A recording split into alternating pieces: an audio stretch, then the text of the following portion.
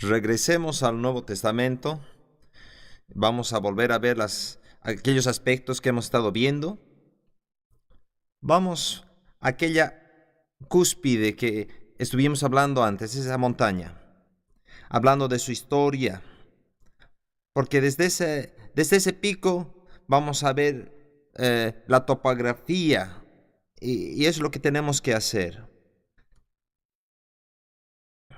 Y si tú quieres retroceder un poco y ver las cúspides, no quiero que recuerdes todos los detalles de esto que voy a hablar, pero vas a necesitar saber quién estuvo en autoridad, en control, en la autoridad mundial, y quiero que tengas esto en tu mente de manera ordenada.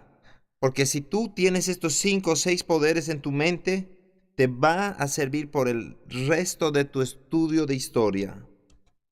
Y te va a servir para el estudio del Nuevo Testamento, a través de todo lo que tú vayas. Entonces, retrocedamos en el tiempo, hacia el tiempo de Esdras y Nehemías. Podemos ir un poco más atrás, donde llegamos al lugar que vemos que Nehemías fue uno de los últimos escritores del Antiguo Testamento, quizás Malaquías. No sabemos exactamente cuál fue el último escritor del Antiguo Testamento, pero ellos eran los últimos. Y luego llegamos al periodo de 400 años de silencio, desde Malaquías hasta Mateo. No hay escritores que consideramos escritores bíblicos. Previo a esto hay solamente escritores del Antiguo Testamento. Pero hay 400 años de silencio. Durante ese silencio hay mucho ruido. Hay muchas cosas que están aconteciendo y muchas cosas le suceden a los hijos de Israel y a la nación de Israel dentro de este periodo. Y quiero que vayamos más atrás todavía.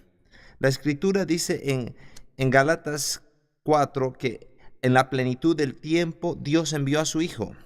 En otras palabras, Dios estaba preparando las cosas para que el tiempo sea correcto para recibir al Mesías. Ahora, ¿qué hizo para preparar? Retrocedamos en el tiempo. Daniel y sus amigos fueron llevados cautivos por los babilonios. Los babilonios vinieron y los conquistaron. Y el rey Nabucodonosor viene y destruye la ciudad de Jerusalén, destruye el templo y en ese tiempo, cuando la nación entera había caído en tal decadencia, en el año 586 antes de Cristo, escriban esto, en el año 586 Nabucodonosor hace su incursión a la tierra de Israel, conquista, lleva cautivos, ya había llevado antes otro grupo, esta es la segunda vez, pero en el 586 antes de Cristo destruye la ciudad de Jerusalén completamente. Entonces los babilonios están en control de todo el mundo y esto empieza lo que Daniel llamó los 70 años de cautividad. Esto también lo profetizaron otros profetas, que iban a haber 70 años de cautividad de la nación de Israel. Ahora una pequeña nota para que tú puedas retroceder un poquito más. Antes de los babilonios viniesen al poder mundial, había otro grupo llamado los asirios. No son los sirios, pero son los asirios. Y son mencionados en el Antiguo Testamento. No vamos a entrar en muchos detalles, pero los asirios tenían su capital en el norte de Babilonia, en el río Tigris y Éufrates, lo que los historiadores llaman la media luna, una tierra muy fértil que queda en medio del Tigris y el Éufrates. Y va desde lo que ahora conocemos de Kuwait, del Golfo Pérsico, y hasta Irak. y crece como una media luna y llega hasta Canaán y logra llegar hasta Egipto. Si no estás familiarizado con esto que estoy hablando, abre el mapa en tu libro o al final de tu Biblia y vas a ver toda la tierra. Entonces, esta tierra está controlada por los asirios. Y vamos a ir un poquito más atrás. Veamos algo bien rápido aquí, para que tengas una estructura en esto. Hay un profeta llamado Jonás. ¿Recuerdan a Jonás? ¿Se acuerdan cuando dónde le dijo el Señor que vaya? A Nínive. Le dijo que vaya a Nínive. ¿Por qué? ¿Saben ustedes por qué no quiso ir a Nínive? Porque Nínive era la capital del imperio asirio. Sus enemigos acérrimos, ellos estaban ahí presionando, tratando de poner impuestos en la tierra. Y Dios le dice a Jonás, yo quiero que tú vayas a los asirios y les ministres en Nínive. Y él dice, no quiero. Entonces, en lugar de ir al noreste, él se fue a Jope y se fue a Tarsis, casi llegando en dirección a España, al otro lado del Mediterráneo, del mar Mediterráneo. Él se quiso ir a lo más alejado de Nínive. Pero eso te da una perspectiva. Te das ahora cuenta que están los asirios, luego conquistados por los babilonios, y los babilonios conquistan Israel completamente. Y esa es la destrucción que nosotros sabemos en Ezequiel, Daniel y en aquellos personajes del Antiguo Testamento. En el proceso de todo esto, los babilonios tienen control del mundo. Tú te puedes acordar de los escritos de Daniel, el rey Nabucodonosor, su nieto Belsasar, están en autoridad sobre toda la nación, pero en un punto recuerda que hay una historia en Daniel que el rey se enloquece y la Biblia dice que se vuelve como animal de 4 patas y sus uñas crecen, su pelo y se enloquece. Cuando él recobra su sentido, se da cuenta que no ha estado dando a Dios la gloria. Ese es el mismo tiempo que estamos hablando. Entonces en Daniel capítulo 5, 6 nos cuenta la historia del rey Belsasar teniendo una gran fiesta por varias semanas. Y Daniel es invitado a esta fiesta. Aparecen una escritura en la palabra y una mano parece que empieza a escribir en la pared. Y el rey no entiende lo que está escrito y llaman a Daniel. Y el Daniel les dice, tu reino está a punto de caer, tú has sido hallado falto. Históricamente fue esa misma noche que los medos y persas vinieron y conquistaron. Cuando ellos estaban en media fiesta, otros hombres estaban tratando de derribar la pared y entrar. Entonces el imperio medio los conquista. Entonces tienes a los babilonios. En el siguiente grupo son los medos, o lo llaman los medo-persas, por la conexión entre ambos. Y ellos trabajaron juntos como los persas. Ahora, los persas, el imperio persa, es lo que ahora conocemos como Antiguo Irán, porque en el siglo XX, antes del siglo XX, Irán era referido como Persia. Es esta misma región del mundo, viene a la misma autoridad. Y los reyes y líderes, eventualmente, los babilonios los trajeron cautivos a Babilonia. Cuando los medos y persas tomaron el poder, dejaron ir a los judíos a Jerusalén y les dejaron reconstruir. Ciro, Darío y otros. Si tú estás al corriente con las historias de dibujos animados, VeggieTales, yo no voy a entrar en todo eso a modo de broma. Te voy a perdonar esta mañana. historias que están ahí cuando Daniel es lanzado al foso de los leones, es amigo del rey. Pero el rey tuvo que hacerlo lanzar al foso de los leones. Lean la historia. Ambos eran asociados, eran amigos. Pero a raíz de toda la astucia fue echado Daniel al foso de los leones, pero eran amigos. Daniel en esta etapa son más o menos 80 años de edad. Él estuvo largo tiempo y él vio todos estos diferentes líderes. Cuando tú llegas al final de esta historia, te das cuenta que Daniel sigue siendo amigo de Darío y el otro Darío que lo sigue como rey persa. Y pregunta, ¿por qué tenemos esta gente cautiva? Los enviaremos a Jerusalén y para que reconstruyan la ciudad. Daniel ve una visión en una de sus profecías de estos imperios y las cosas que estos imperios iban a hacer. Y él ve esta imagen.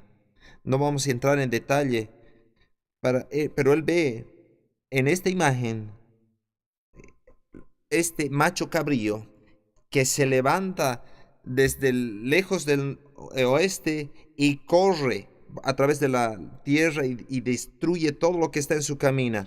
Y lo que sabemos que Daniel estaba viendo otro imperio que se iba a levantar, el imperio griego. Grecia, allá en el oeste, se estaba levantando con un líder joven, Alejandro Magno, que viene de Grecia y literalmente hace eso. Corre a través del campo y destruye y conquista. Y el imperio griego se convierte en el imperio que controla el mundo. Y conquista a los medos persas.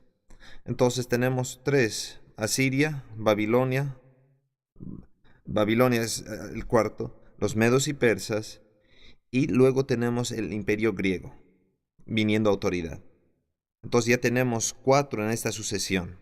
Cuando los griegos vienen a autoridad, una de las cosas que hacen, cuando conquistan el mundo, no se llevan esclavos.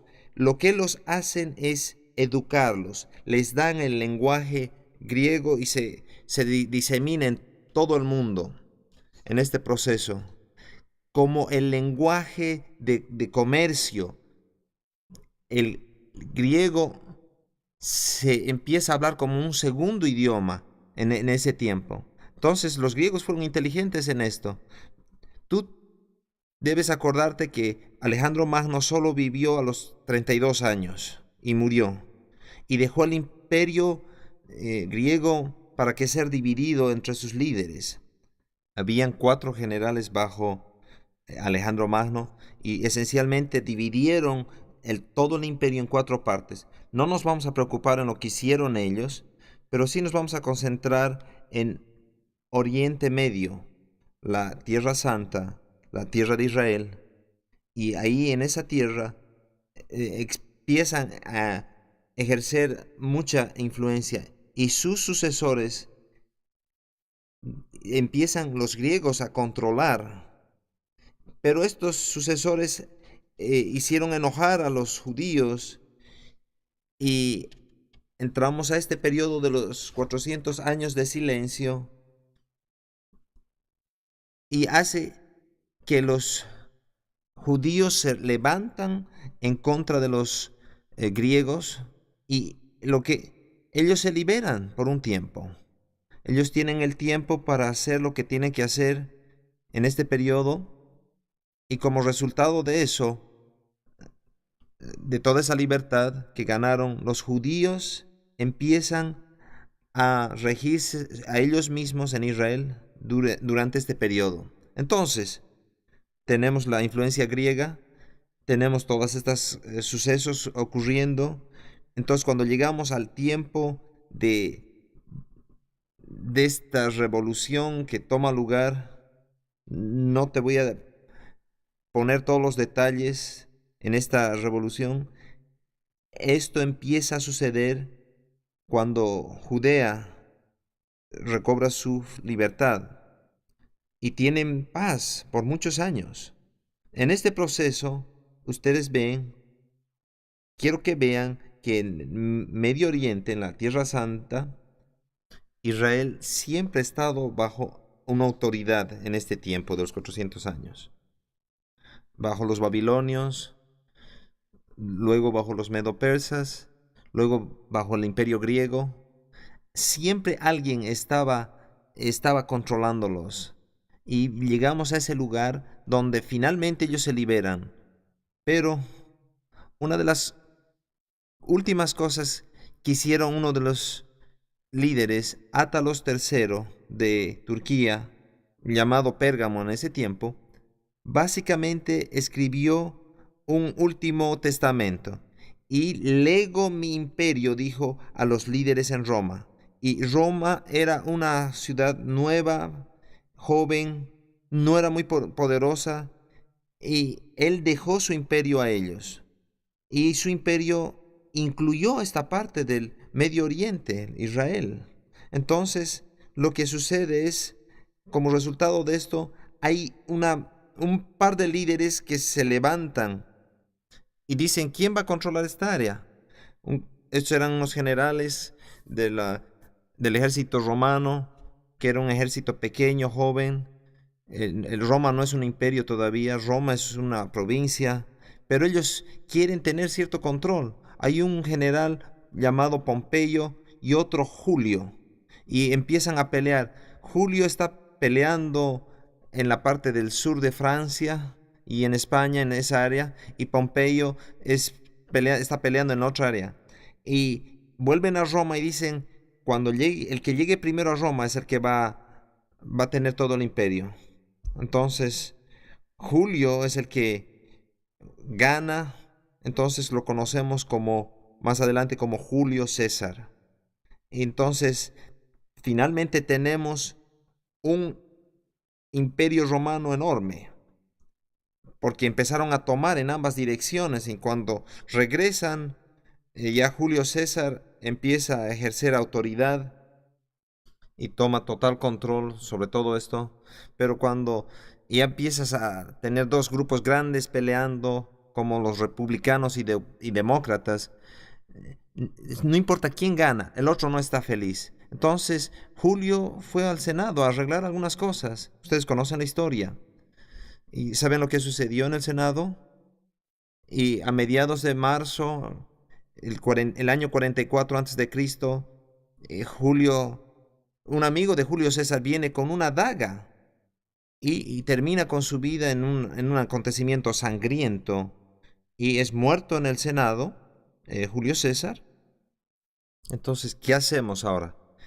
Conquistamos a este otro líder, lo matamos y alguien mata a Julio César. Ahora, ¿quién toma control? El Senado romano decide que iba a haber un triunvirato, tres diferentes líderes. Oh, y algunos de ustedes pueden decir, ¿por qué tenemos que meternos en todo esto? Tengan paciencias. Hay un hombre joven llamado Octavio, hay otro llamado Marco Antonio, y que está en el liderazgo. Y hay esta reina llamada Cleopatra, que es en el área de Egipto. Y quieren traerla a esta alianza para tener el imperio más grande. Entonces Marco Antonio va detrás de ella, no solo para traerla a este tratado, sino que también hay algo de romanticismo con Cleopatra, pero esto ha sido exagerado románticamente de lo que realmente era. Era un problema político para saber quién es el que va a liderizar el imperio. Entonces, resumiendo, Octavio gana, conquista toda esta situación, tiene más control y asume control de toda el área, y cuando gana todo el control, va hacia lo que llaman los historiadores a este glorioso y próspero periodo del Imperio Romano, en toda la historia de Roma. Cuando hace esto, cambia su nombre y se lo conoce a Octavio como Augusto César. Es ahí donde yo quería llegar. ¿Ha valido la pena? porque esto nos conecta con la historia del Nuevo Testamento y nos dice cómo hemos llegado ahí con todo este proceso. Porque Dios estaba organizando a todos estos líderes que estaban, ellos pensando que estaban peleando por el control, pero Dios estaba organizando para que llegaran al lugar en ese día, cuando Él se convierte en Augusto César. Él crea, como dije antes, un tiempo muy pacífico en la tierra. Entonces, todo el mundo puede moverse y trasladarse de un lugar a otro pacíficamente. Ellos tenían las carreteras. Habían soldados romanos en todas partes manteniendo la paz. No estaban ahí para pelear batallas, sino para mantener la paz. Lucas capítulo 2, verso 1.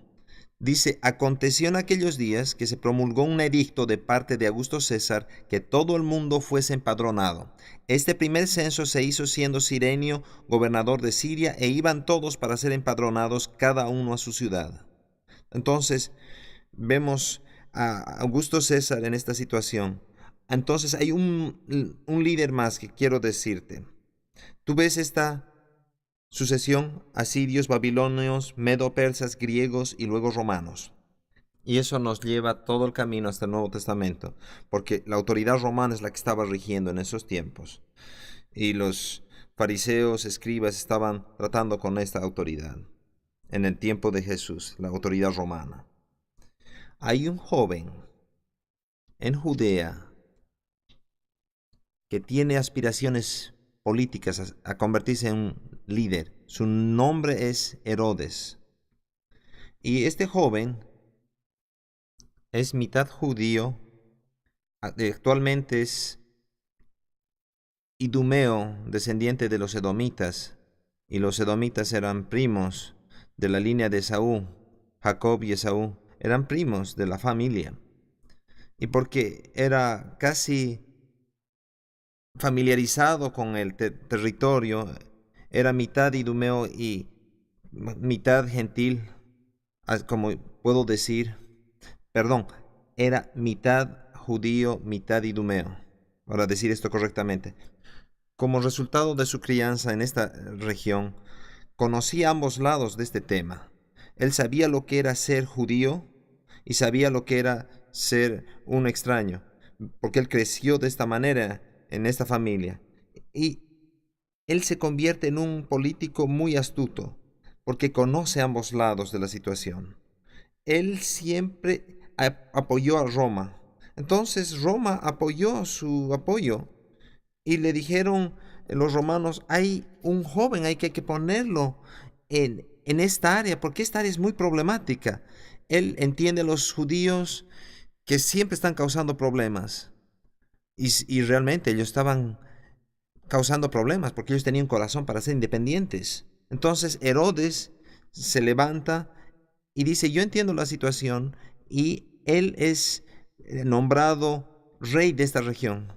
Nadie más es llamado rey, pero a él lo llamaban rey, porque esto corresponde a sus tradiciones, y nosotros más adelante lo conocemos como Herodes el Grande.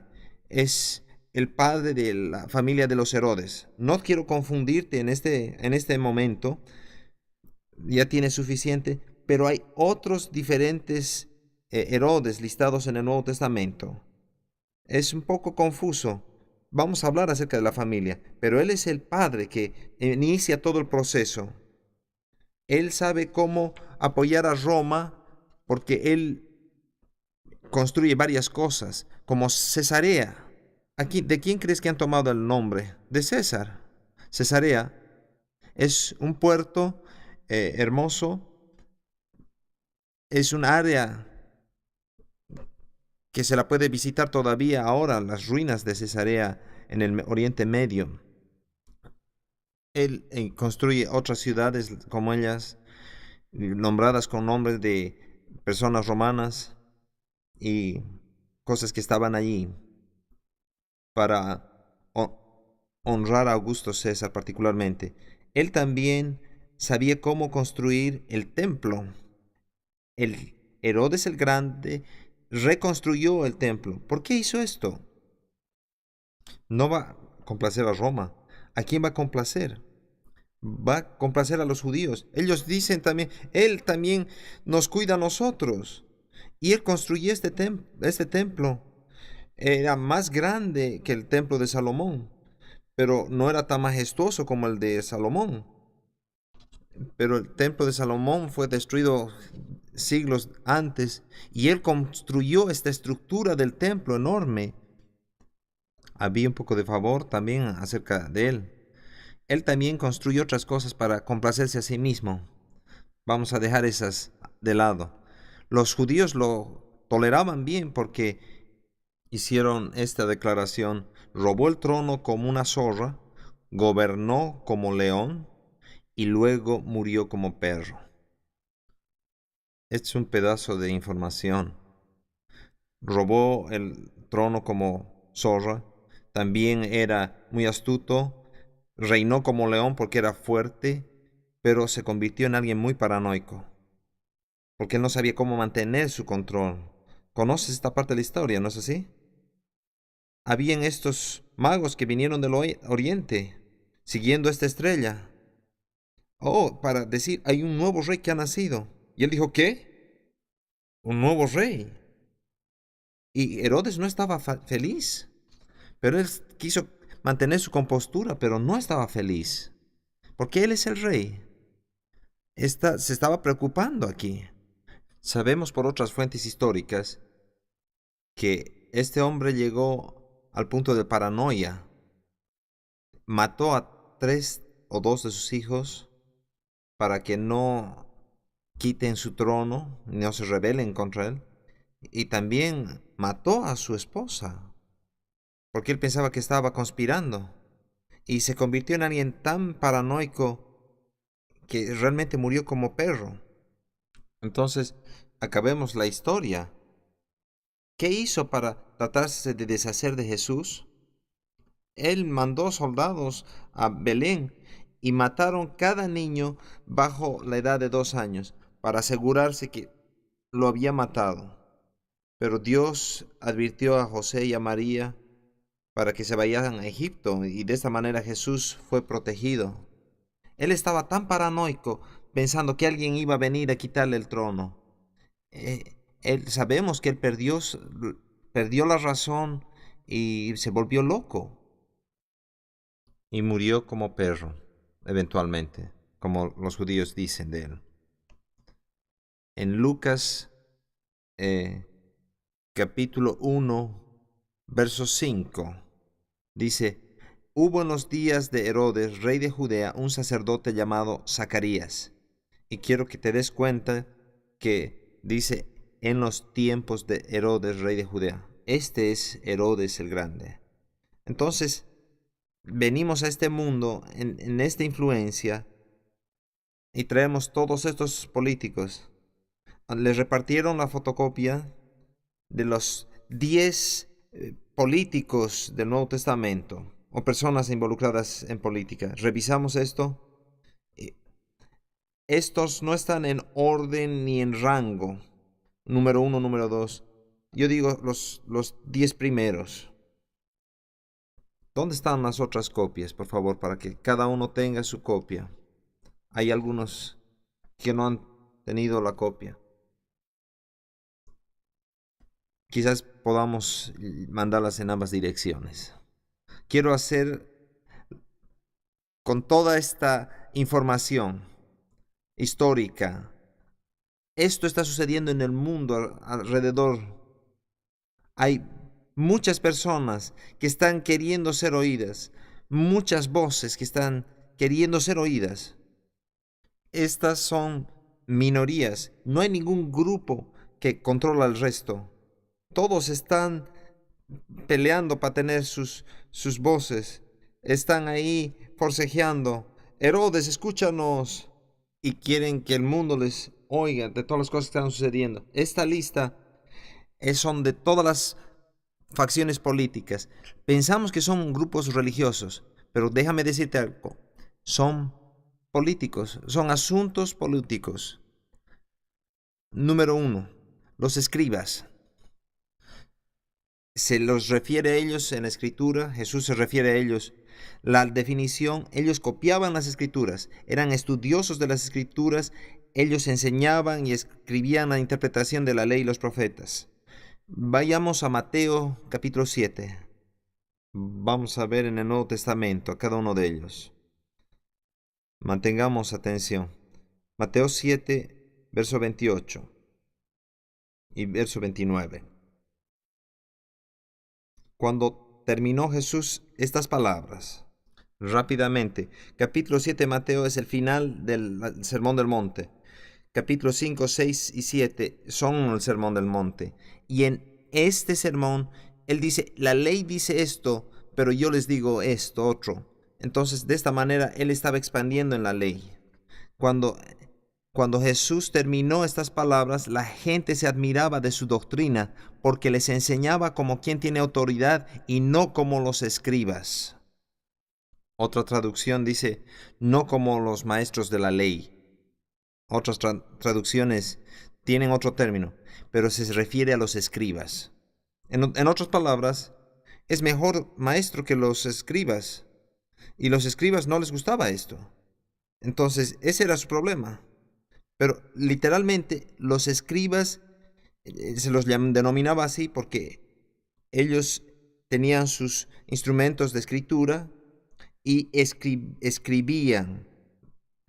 Era su responsabilidad hacer copias del Antiguo Testamento para el templo y para aquellos que tenían acceso. La ley y los profetas y las cosas que nosotros consideramos Antiguo Testamento eran sagradas para ellos. Eran muy sagradas. Ellos tomaban baños, no solo baños rituales, sino que se restregaban para limpiarse y prepararse para escribir, para cuando copien la palabra de Dios, no haya ningún problema.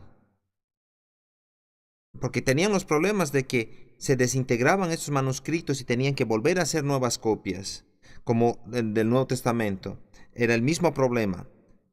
Entonces ellos estaban tan seguros de lo que tenían que hacer y era tan sagrado. Cuando ellos llegaban al nombre de Jehová, ellos paraban, ponían abajo todos sus instrumentos de escritura y se bañaban con otro baño para bañarse y limpiarse antes de escribir el nombre de Dios. Ellos eran sinceros en lo que hacían. Entonces, no eran solamente escritores de la escritura, sino que estudiaban, porque ellos la veían de primera mano. Ellos vieron las copias de la palabra de Dios que otras personas no tenían acceso. Entonces estos hombres eran cercanos a la palabra de Dios. Enseñaban, interpretaban. Muchos de ellos eran los maestros y predicadores de su tiempo, porque predicaban la palabra de Dios. Entonces cuando Jesús viene, ellos decían, Jesús enseña con distinta autoridad. Y esto crea algunos problemas. Entonces Jesús les dice, ustedes han tomado esto. Oh, ay de ustedes escribas, porque han hecho esto o aquello. Vamos adelante. Número 2. El Sanedrín. Sanedrin. Sanedrín. El Sanedrín era la corte de justicia más alta que ejercía autoridad civil y criminal sobre Israel. Y tenemos que regresar a Éxodo 18. No vamos a abrir nuestra Biblia ahí. Les he dicho siempre que veamos siempre las referencias, pero no lo vamos a hacer así. Les voy a decir la historia. Moisés se cansa juzgando al pueblo todo el día, hasta que viene su suegro Jetro y le dice, tú no estás teniendo tiempo para pasar con mi hija. Tú necesitas a alguien que te ayude. Tienes que ocuparte de tu familia, de otras personas. Escoge 70 líderes. Y Moisés dice, es buena idea. En Éxodo 18 vemos que Moisés escoge 70 líderes para que juzgue al resto del pueblo. Las cosas pequeñas, cuando ya habían cosas más grandes, lo traían a él. Entonces él no tenía que estar sentado ahí todo el día para juzgar. No tenía tiempo para cubrir todo.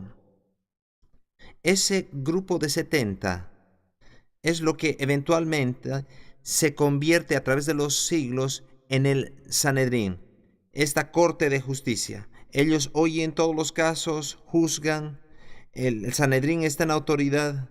Mateo 26, escriban esto, 59 y 60. Y los principales sacerdotes y los ancianos y todo el concilio buscaban falso testimonio contra Jesús para entregarle a la muerte, y no hallándolo, aunque muchos testigos falsos se presentaban. El Sanedrín es esta corte en la cual lo estaban juzgando a él antes de su muerte, en la noche y temprano en la mañana antes de crucificarlo.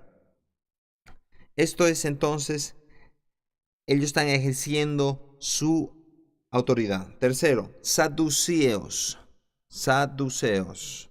S-A-D-U-C-E-O-S. Saduceos. Los saduceos, es como tienen en la fotocopia, era un grupo aristocrático exclusivo. Ellos controlaban al sumo sacerdote, administraban el templo y dudaban aspectos espirituales como la resurrección. Una de las cosas que era que ellos no creían en la resurrección. Ellos eran los judíos seculares. Ellos no creían en todo lo que el Antiguo Testamento decía. Entonces, era la razón por qué eran tristes. Un juego de palabras. En inglés, ¿no? Ellos no tenían ninguna esperanza en la resurrección. Y cualquiera puede estar triste si no tiene esperanza en la resurrección. Entonces, es un juego de palabras en inglés, pero nos ayuda a recordar lo que ellos hacían, porque ellos eran exclusivos, era un grupo de alto rango y tenían control sobre la gente y sobre las comunidades judías. Entonces, ellos sabían quién iba a ser y determinaban quién iba a ser el sumo sacerdote. Hechos capítulo 5, versos 17 y 18, escriban esa referencia, porque hablan acerca de los saduceos. Había celos en medio de ellos y los saduceos y otros sacerdotes y otro sumo sacerdote y sus asociados. Número 4. Los esenios, E-S-E-N-I-O-S, esenios. Los esenios era un grupo muy estricto y disciplinado. Ellos rechazaban todo placer mundano y riqueza personal. Y ellos enfatizaban el pacifismo y el estar pasivos, contemplativos. Los esenios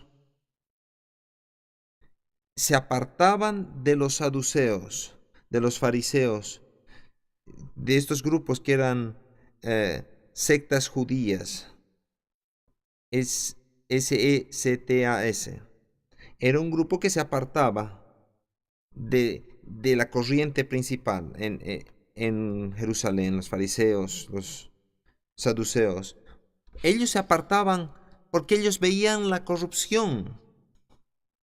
Ellos veían que se pasaba dinero en la casa del Señor. Ellos veían que había gente que sobornaba para hacer ciertas cosas, y a ellos no les gustaba la corrupción en este sistema político. Entonces los esenios se separaron y se fueron a comunidades pequeñas, y la más notable de todas ellas es Qumran, Q-U-M-R-A-N.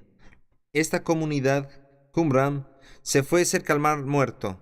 En esta área que estaba en Qumran es el grupo que guardó su biblioteca en estas vasijas de barro y las escondió en cuevas. Y es lo que conocemos ahora, los rollos del Mar Muerto. Ellos se separaron, tenían su propia biblioteca, cientos de manuscritos que han sido encontrados en el Mar Muerto. Y estos rollos que fueron encontrados al final de los 40 nos muestran no solo la vida de los esenios, pero sino que nos muestran las copias del Antiguo Testamento. Nos prueban que la escritura del Antiguo Testamento está intacta hasta este periodo. Pero los esenios se separaban. Ellos querían tener una vida pura, separada, porque veían que las cosas que ocurrían alrededor del templo estaban corruptas. Y estaban en lo correcto. Entonces ellos se separaron. Hay una conexión aquí.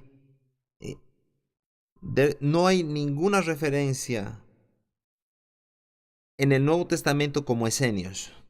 Pero el trasfondo que tenemos calza perfectamente.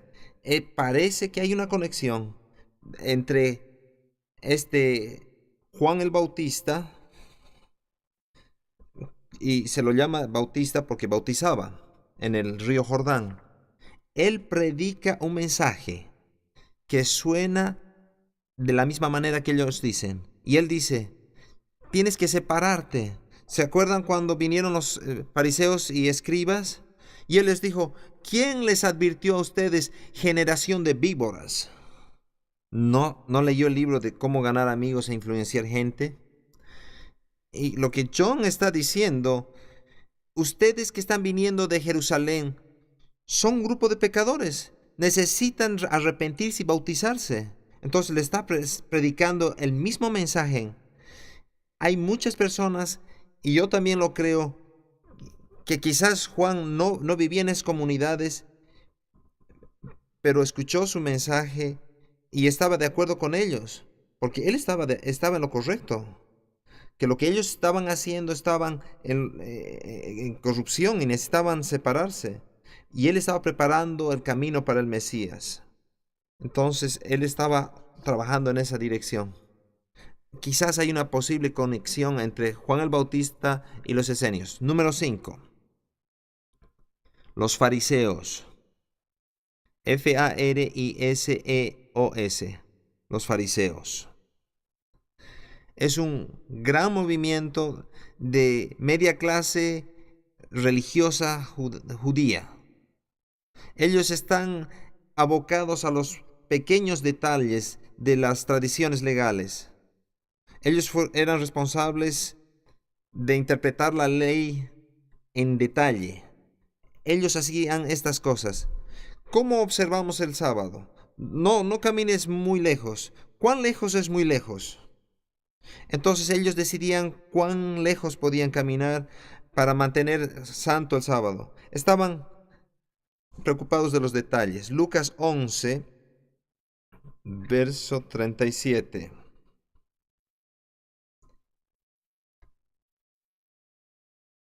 Los fariseos, habla Jesús mucho de ellos, eran también políticos en este tiempo. En nuestra lista, porque ellos trataban de traer a la gente a hacer. Lucas 11:37. Luego que hubo hablado, les rogó un fariseo que comiese con él, y entrando Jesús en la casa y se sentó a la mesa, el fariseo, cuando le vio, se extrañó de que no se hubiese lavado las manos antes de comer. Oh, estoy ofendido porque no te has lavado las manos antes de comer. También tu mamá se hubiera ofendido porque te enseñó a lavarte las manos antes de comer.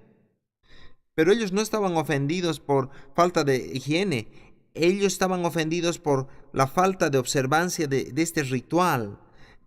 Que el hombre necesita saber, que necesita limpiarse el hombre antes de comer.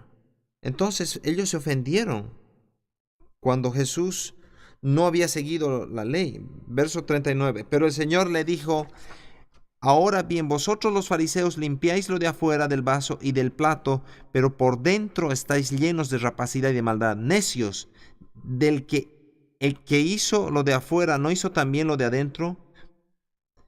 Pero dad limosna de lo que tenéis, y entonces todo os será limpio.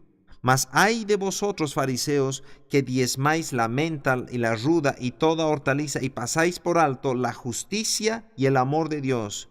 Esto os era necesario hacer, sin dejar de hacer aquello. Él le dice, ustedes diezman, aún de las semillas de las hortalizas, y separan, aquí hay 10 semillas, pero ustedes pasan por alto el amor y lo que dice la ley. Están ustedes preocupados en estas pequeñas cosas y de servir a Dios. Entonces, los fariseos tenían este tipo de actitud. ¿Pero por qué hacían esto? Ellos querían hacer una reglamentación para que los demás lo sigan. Entonces, si uno hubiera cumplido eso, decía, soy justo. Pero está un poco cojo, pero está bien. Ellos eran justos en sus propios ojos.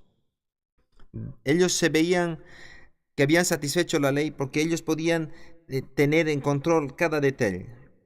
Entonces los fariseos se veían desde ese punto. Número 6. El sumo sacerdote. El sumo sacerdote es la autoridad máxima en judaísmo y regía los aspectos políticos, religiosos y civiles de la vida. En Marcos 14, versos 53 hasta el 66, escriban esto. Nos da la historia de Jesús cuando se presenta delante del sumo sacerdote en las últimas horas de su vida, y cómo el sumo sacerdote trata de ejercer toda su autoridad y control sobre él. Y conocemos mucho acerca de los sumos sacerdotes. Entonces vamos al número 7. Los zelotes. Los zelotes, Z-E-L-O-T-E-S. Era un partido político judío que tenía connotaciones religiosas. Eran puramente políticos, pero querían disfrazarse de religiosos. Ellos estaban en contra de pagar impuestos, usaban intriga, violencia, engaño para librar a Israel de los enemigos. Ellos usaban sus propios métodos. Vamos, por favor, Mateo capítulo 10 y veamos este. Mateo 10, verso 2. Yo creo que esto es interesante. Los nombres de los 12 apóstoles son estos. Primero Simón, llamado Pedro; Andrés, su hermano; Jacobo, hijo de Zebedeo; y Juan, su hermano; Felipe, Bartolomé, Tomás, Mateo el publicano; Jacobo, el hijo de Alfeo; Lebeo, por sobrenombre Tadeo; Simón el cananeo; y Judas Iscariote, el que también lo entregó. Ahora, en esta traducción no se muestra celote, el término celote, pero cuando ves en esta lista, ¿quién de ustedes tiene la palabra celote? Simón, Pedro. Después tenemos otro Simón, Simón el cananeo, en esta traducción. Era cananeo, él seguía las ideas cananeas, era Simón el celote. Y los celotes, lo que su nombre decía, eran celosos para conquistar todo el mundo. Ellos querían conquistar cada situación. Jesús tenía uno de estos hombres en su grupo para cambiar toda la estructura política. Es algo inusual que Jesús escoja uno de estos hombres en su grupo. Algunos creían que Judas también era celote. Hay también una posibilidad de que haya esa conexión. Número 8 son los asesinos. Los asesinos. Este grupo era fanático. Ellos podían ir al extremo de no solo pelear en contra de Roma, pero usaban dagas pequeñas y se metían a las reuniones políticas y asesinaban líderes. Y se escurrían y mataban. No hay referencia bíblica en el Nuevo Testamento para la palabra, el término asesinos. Vamos al 9 y al 10. Número 9, los publicanos. Los publicanos eran judíos ricos que pagaban a los romanos para que ellos les permitan el privilegio de colectar los impuestos de sus propios coterráneos israelitas, y eran odiados porque ellos cobraban más de lo necesario para hacer su propio ingreso. Entonces los publicanos eran los agentes de impuestos de su tiempo. y no era gente amigable, eran corruptos. En el Lucas 5, Jesús ve a un publicano llamado Leví y le dice, ven, sígueme. Y Mateo se levanta y lo deja todo y lo sigue. Entonces vemos la historia de Mateo siendo Isaquías el otro. El número 10, los herodianos, el último. Los herodianos de Herodes. Era un partido político de distintos trasfondos para mantener a Roma en autoridad. Y su alianza, ¿a quién estaba dirigida? A Herodes. Entonces vemos eso fácilmente. Marcos 12, verso 13. Es la historia de un hombre que viene a Jesús y le dice, ¿debemos pagar impuestos a Roma? Y Jesús trata este asunto muy, muy inteligentemente con la moneda. Dale a Dios lo que es de Dios y al César lo que es el César. Estos 10 líderes nos traen a un tema. El tema es control. Cada uno de ellos quiere el control. Este es el contexto político y están en todo el Nuevo Testamento. Si entiendes lo que están persiguiendo, vas a entender lo que está pasando en el Nuevo Testamento. Vamos a dejarlo ahí. Dios los bendiga.